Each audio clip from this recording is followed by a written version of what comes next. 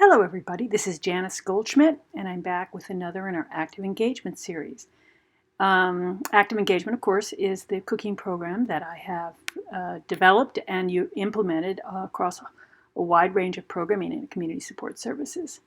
And today our topic is a unique one. It is, what is a safe cooking activity for individuals with challenges? Okay, what constitutes safe in the realm of cooking? And we're going to use something called the hover factor to help determine what activities are appropriate for the individuals that we live with or work with or support. So let's go ahead and get started. Well, first, let's have a refresher on the organizing principles behind active engagement. We use these three principles to determine what appropriate activities for individuals are when we're attempting to train them in the development of authentic cooking skills. The first principle is choice. You always have to provide choice, as much choice as possible, up and down the line in any activity. Choice is empowering. Then you have to individualize the project so it's appropriate for that individual based on their abilities and disabilities. Is it appropriate for them? And so every activity in active engagement has to be at the individual level, not at the group level. Everyone's cooking their own project. And lastly, we have to appreciate what the goal is in active engagement. It's not the casserole or the sandwich. It's the independence in preparing it. So it's them doing it is the goal of our instruction, not the actual food product. So when we're talking about the safety of an activity, we're really looking at the individualization. Is it safe for this person to prepare this dish? And how are we going to determine that? Well, we're going to use a handy-dandy concept called the hover factor. So let's take a look at that. All right, the hover factor says that if you need to hover over someone while they're preparing something, it's not appropriate. It's not safe. Okay? Now, I want to start by saying that the first thing you have to realize is sometimes we hover for silly reasons, like someone is pouring water and you're hovering because they might spill water. Oh my God, the catastrophe, they might spill water. That's not something we need to concern ourselves with. What we're talking about here now is, are we hovering because of safety? But the other factors where we're just worried about, the usual messes that you have in cooking, that is something you need to learn to just step back from. But in the hover factor, we're talking about, is this safe? And if it's not safe, do I need to hover? Okay, the hover factor poses that question. So you see here in this image, the one on the left, I've asked a student to take a piece of real cutlery and cut up a whole chicken. Okay. Now, the person I had do this was my intern. She's a trained chef from the Culinary Institute of America and a college graduate. And I was still nervous watching her cut up this chicken, thinking to myself, at any moment she could get, cut. The hover factor for a project like this, for the individuals that we work with and live with and support, off the charts.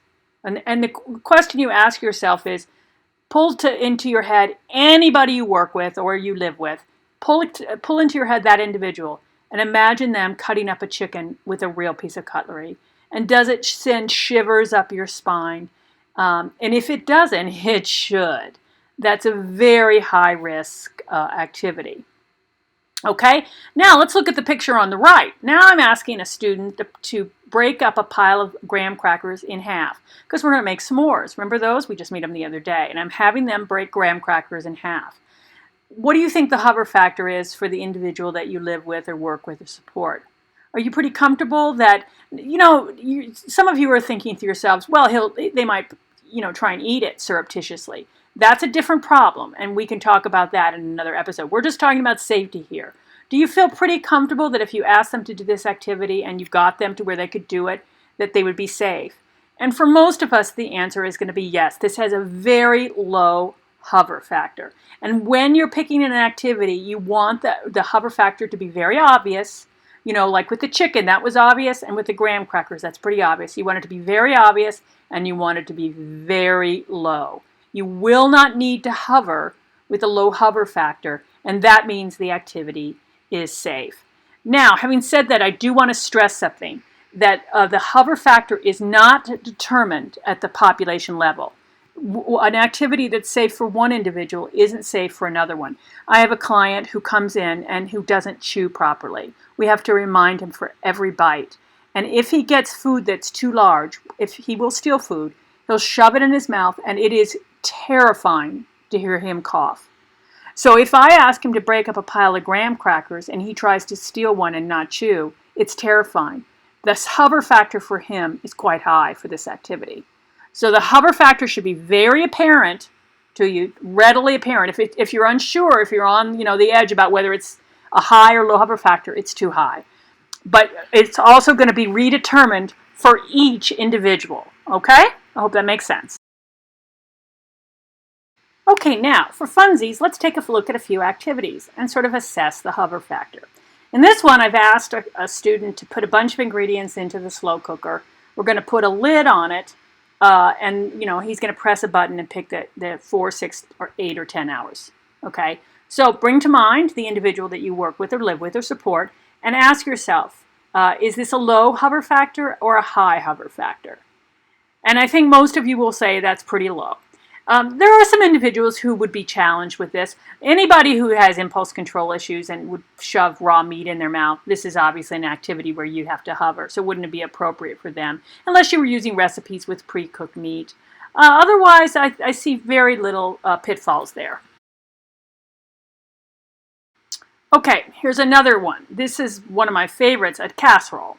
So an individual will simply mix a bunch of ingredients together and carry it to the oven. Think of the individual that you live with or work with or support. What do you think? Is the hover factor high or low? And for me, it depends, because there's some individuals, depends on the casserole. For some individuals with the impulse control issue, I'd want to use pre-cooked meats and things like that. If all the ingredients in the casserole are low risk, that would be a pretty easy thing to do. And of course, I'd want to use my oven safety trifecta, which is the 3 things we do when we're putting things in the oven. For them to master, putting it into the heat. But otherwise, it's a pretty reasonable activity for most of the individuals that I work with. Okay, so now let's look at a third activity here. I've had someone go through the peanut butter and jelly bar, and they've got their bread, they've chosen their peanut butter and their jam, and they're going to make their own sandwich. Can I step away? Do you think the hover factor is low enough? In general, yes. I'll tell you, I had one student who, when they were upset at me one day, picked up that jam right there and threw it at me. That would be, for him, I'd say there's a higher hover factor. But in general, we've bypassed a lot of problems here with this little kid. I've dealt with the issue of portion control for those who would put their whole mouth in the peanut butter jar. There's that plastic spreading knife is completely safe. You can't get hurt. I see a relatively low hover factor for the vast majority of students that I work with. Okay, so we just looked at 3 very appropriate activities for individuals in learning to cook that had very low hover factors. And the process of determining was very intuitive. So we're going to have to come up with some strategies to help us as we're preparing low hover factor activities. And I will argue there's 3. There's really 4. The 4th is always throw money at the problem. But of course, that's not something we can do as often as we'd like. But I'm going to offer 3 strategies for how you can problem solve your way to activities with low hover factors. And the first strategy is going to be where you go through the problem. And that is where you simply use adaptive technology. You want them to prepare a casserole, and it's going to involve a little bit of chopping and cutting. We're not going to have them use cutlery. The hover factor would be off the charts. So we're going to give them an adaptive knife where we have no injuries, we have no concerns about injuries, and we go straight through the problem with adaptive technology. They can do the activity, the risk is very low, and we do not need to hover. So strategy 1 is just go through the problem. Strategy 2 is when you have to go around the problem. So you want that individual to prepare the casserole, but the chopping is now, we're having too many fine motor or gross motor problems. We don't have bilaterality, the ability to use 2 hands. So, and it just isn't safe for them to be involved in cutting. The hover factor is too high. We're going to go around the problem. We'll use prep vegetables.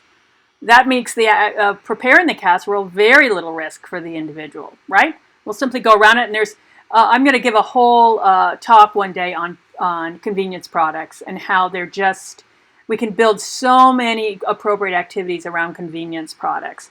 So that's strategy 2. And the last strategy are for when something is so significantly holding us up that we have to, start over, have a revolution. We blow up the problem. The biggest example of that in active engagement is the recipes. Text recipes hold our folks back from really participating in cooking. So we have a whole different system of pictorial cues. And the recipes aren't really going to affect our hover factor so much. So I'm not going to address this now, but one day I'll do a talk on the recipes in active engagement. This is a little chart that guides you through some accommodations you can make when the hover factor is inappropriately high. So for example, if the student is inappropriate around heat, they don't take it seriously, and they're a little too casual, you don't do 2-step recipes. You only do 1 step. 1 step means they'll just put it together and it'll go in the oven. That's one way to deal with it. The individual is putting raw meat in their mouth, anything typically. If they're willing to put raw meat in their mouth, they're willing to put anything. We'll bypass that with pre-cooked things. If you have a bunch of pre-cooked ingredients to mix together, there's really very little safety risk. I acknowledge the risk, of overeating and things, but that is a different concern, right? We're only talking about safety. The safety concerns of knives, that one's easy and straightforward. We're just going to use adaptive everything. Spills, that drives staff crazy. They can't stand the thought of a spill. I'm very used to it because I've been cooking my whole life. You can have lots of cleaning wipes available. You can teach them to clean up their own spills, and have them right there so that it can be done immediately. And one of the things is a lot of times clients like to wipe their hands.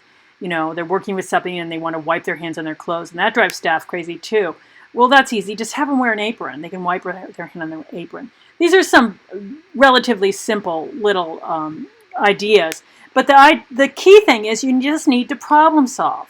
If the goal is true independence, then we just need to think of ways to make the activity appropriate for the individual. And one of the most significant ways that we need to make it appropriate is it needs to be safe. And we need to ask ourselves the question, am I going to hover? If you're not going to hover, you're good to go. And there I am. I am here to support you. I hope you are enjoying this series on active engagements because I'm very much enjoying explaining it to you and the reasoning behind many of the things I do. I welcome your comments and concerns and suggestions, and I look forward to seeing you in the next video.